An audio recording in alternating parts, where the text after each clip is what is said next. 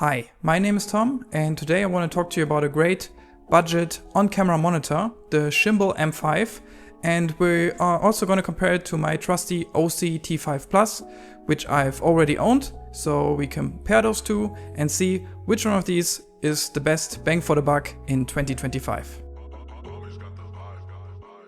Quick disclaimer, this product was actually sent to me by Shimbol and I'm here to review it, and of course I can say whatever I want, but I'm not going to say that there's not going to be any bias, because I'm very happy that they sent this product to me and I think it's a great product, spoiler, but there's also some stuff I don't like, so I'm going to be honest about that, and in general will try to do the most honest review I can, even though there's going to be a little bit of bias. So let's see first what you get in the box. First of all, you get a really nice hard case, which is always nice to have for transporting and letting it fall to the ground, which always happens. Of course, in there is the monitor and the needed HDMI cables to connect it to your camera, the micro one and the standard one, some instructions which you will most likely not read, a cleaning cloth which is nice, and a screen protector, which I think is really nice of them to include. I'm not going to put it on because if I put it on the monitor and there's going to be some bubble and it's going to haunt me forever, and then I have to include it in the video. So all the B-shots you will see of this monitor will be without the screen protector, because I know if I try to put this on, I will ruin it. So yeah, I'm gonna do that, or try to do that after this video, and yeah, for now I'm not gonna put it on. Now, looking at the monitor itself, what first really surprised me is how it feels in the hand and the build quality in general. The buttons are really nice and clicky, don't have any of that cheap plastic feel that you expect in a monitor in this price range. Also, the complete housing is made out of aluminum, which feels really nice, really premium, gives it a nice weight, but not too heavy of course, because it's aluminum, which is still a very light material. So that really surprised me when I first unpackaged it, how premium it feels, how it really feels like a monitor that should be way more than it actually costs. In terms of connectivity, of course, you get the HDMI in, and you also get an HDMI out, which is also very uncommon in this price range, so you can output the signal to another monitor or something else, which is really nice to have. Also have a DC power input, not a USB-C power input unfortunately. There is a USB-C port somewhere, but it's only meant for data or something like that, so not for powering unfortunately, more on that later. On the right side you have an SD card slot, which is for loading LUTs and software. There's also a headphone output, of course. On top you have those nice clicky buttons that are all customizable, which I talked about, and of course the power button. On the bottom there's the USB-C port, which I already talked about, which is not for powering, just for servicing purposes and stuff like that, which is a bit unfortunate. And on the back, of course, you have your battery port for the MPF batteries or LP batteries to power the device. Now, in terms of software, this monitor really ticks all the boxes. You have focus peaking, you have force color, you have exposure tools, you have the safe areas, aspect ratios. Also, they are presented a bit awkwardly, I must say. You have RGB adjustments, histograms, vector scopes, anamorphic desqueezing, and more.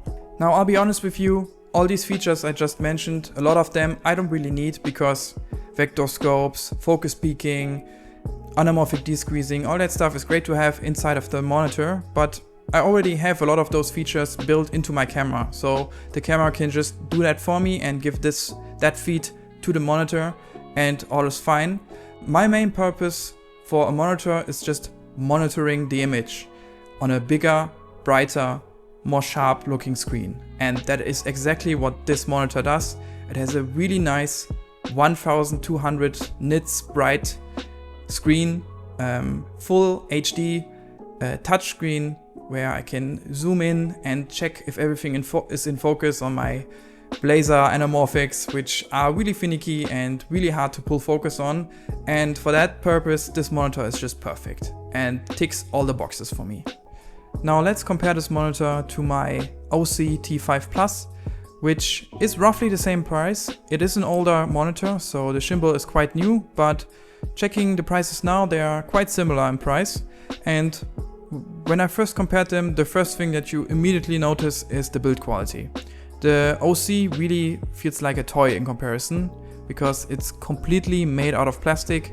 There's also no touchscreen, and yeah, there's just a one button to navigate through the menu, which I have to still admit works really well and hasn't broken on me yet. Even though it's all plastic, it's maybe not the worst built plastic, but yeah, there's no way around it. It feels very cheap compared to the Shimbol. In terms of connectivity, the Osee is basically the same. It doesn't have an HDMI out, which the Shimbol has, but honestly, I don't really need that feature.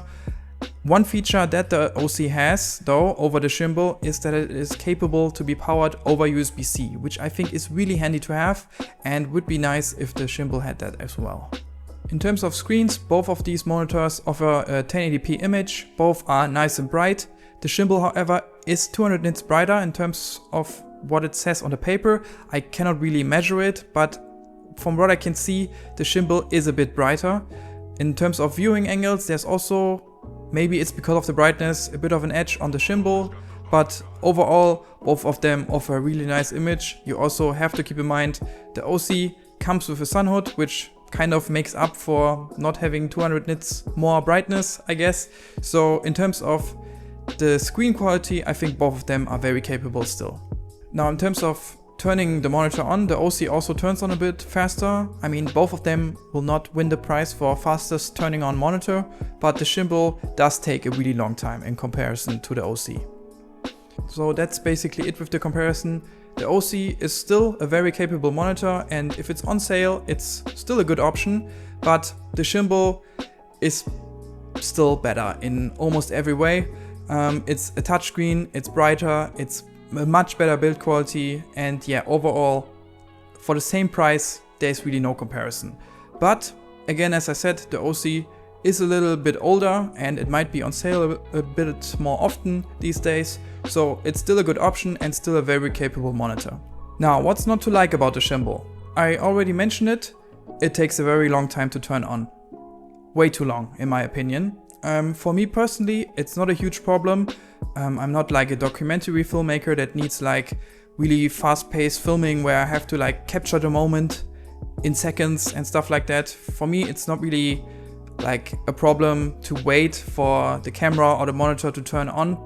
But yeah, I can see that being a problem for a lot of people, so I have to mention it. It takes way too long to turn on, and maybe they can fix that with a firmware update, but it's probably gonna be something for the Mark II version. But yeah, the boot up time takes longer than a Windows PC and some Windows PCs, I guess. So yeah, keep that in mind. It's not gonna be the fastest monitor to turn on. What I also would have liked would have been an USB-C input to power the device. I know there's a DC input, so there's probably a way with a USB-C to DC adapter to power the monitor that way. But it would just really be nice to have just a normal USB-C input, because you know how it goes. You forget something on your shoot, you forget the batteries, you forget something that powers all your stuff, and now you don't know what to do. But there's always someone with a USB-C charger somewhere, and for that purpose I really like on my Osee that I can just power it with a stupid phone charger, and there's always a way to like get this monitor working. And yeah, with this monitor you don't really have that option. Of course there are options, but you have to keep those in mind that you have them with you. And it would just be nice to have like a USB-C power option, so you can always know, okay, there's somewhere near my proximity I can get just a stupid phone charger and get this monitor to work. I also think it would have been nice if they included a sun hood. There's not one included in this one. I don't know if there's maybe an option, a higher tier option for this monitor where you get one included. At this price point you don't, and I think that's a mistake. They should have put one for like 10 euros more, included a decent or maybe a little flimsy sun hood so you can use it outside in every situation, because this is more a monitor geared towards beginners, so it would be nice to have like a overall starting package.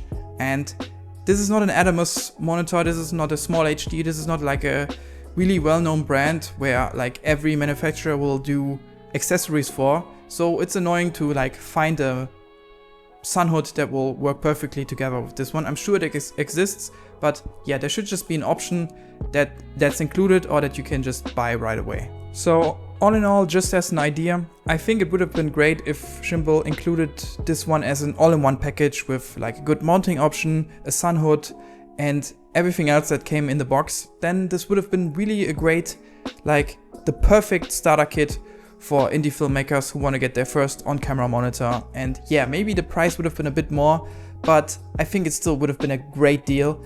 And yeah, I think this is a bit of a missed opportunity. If they would have included everything that you need to start out, then this would have been like really the perfect monitor to start your filmmaking journey. It's still a great buy, of course, but there's some accessories you have to like get right away, and that's a bit annoying. So having said all that, I really must say this is a fantastic monitor for the price. It's really mind-blowing what is possible these days. I still remember when I was starting out, and like the cheapest monitors you can get for like 250 or something were from Aperture back in the day, when they weren't like a strict lighting company like they are today, where they were just like newer or small rig with making all the accessories you could like think about. And yeah, back then they had like these 800p monitors with like really thick bezels, and still I thought like, wow, this is so mind-blowing. For that price, I really want this monitor. And yeah, just 10 years later, it's incredible how far we've gotten and what kind of quality you can get these days. Like this monitor really from afar looks just like a Shinobi from Atomos. It rivals something like Small HD, which is a fraction, like a billion times more. And yeah, it's really crazy what you can get for the price. Of course, this monitor is not perfect, no product is perfect, but yeah, in this price category, you really cannot complain. So yeah, great product. I will link both of them, also the Osee, in the description, which is also still a great buy if you can find it on sale. And yeah, it's just mind-blowing what is possible in 2025 for indie filmmakers. So great time to be alive, I guess. So yeah, thank you for watching. Thank you for listening to me up until this point. If you enjoyed this video, leave it a like. And yeah, check out the products in the description. And see you in the next one. Bye bye.